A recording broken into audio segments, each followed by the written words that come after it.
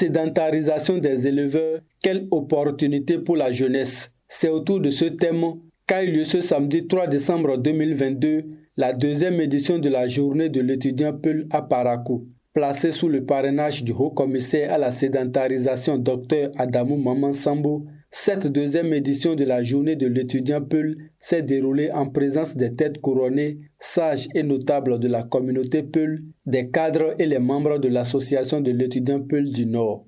Notre appel est pour la cause commune. Notre vision est la vôtre. Nous avons pour but de moraliser notre communauté sur la nécessité de vivre ensemble. C'est ce qui vient justifier justement le thème de cette édition, la sédentarisation des éleveurs, quelles sont les opportunités pour la jeunesse. En effet, au soir de cet événement, le jeune peuple sera outillé sur les avantages liés à la sédentarisation des éleveurs en République du Bénin. Il sera également être capable d'être un ambassadeur de la sédentarisation des éleveurs qui sont majoritairement nos parents. Cette journée sera aussi une occasion de partage d'expériences en vue d'assurer la relève de nos aînés, car nous sommes un peuple déterminé. Pour Dr Adamou Maman Sambo, parrain de cette édition, le thème cadre avec les réformes du chef de l'État Patrice Talon qui fait de la sédentarisation des éleveurs une priorité. Il n'a pas manqué de rappeler les actions du gouvernement pour assurer le bien-être aux éleveurs du Bénin et de la sous-région. Nous devons faire un regroupement ou un rapprochement des campements. Parce que c'est un passage obligé. La dispersion actuelle de nos campements ne facilite pas la mise en place ou le rapprochement des infrastructures socio-communautaires.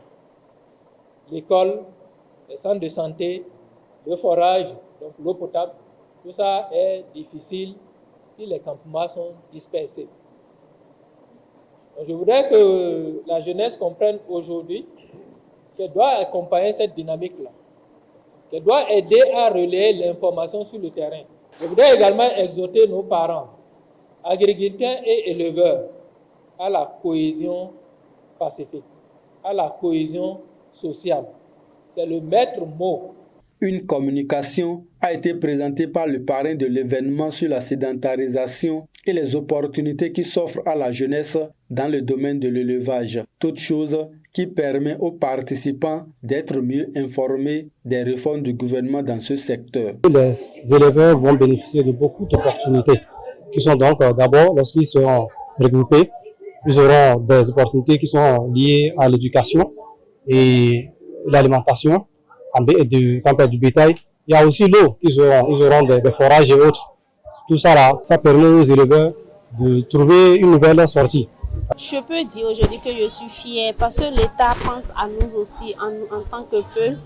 Il a mis en place les projets pour pouvoir mettre fin au conflit entre les agriculteurs et les éleveurs par la mise en place du haut-commissariat et les projets de création des cours d'eau, des coins de pâturage pour ne pas rentrer dans les champs d'incendie.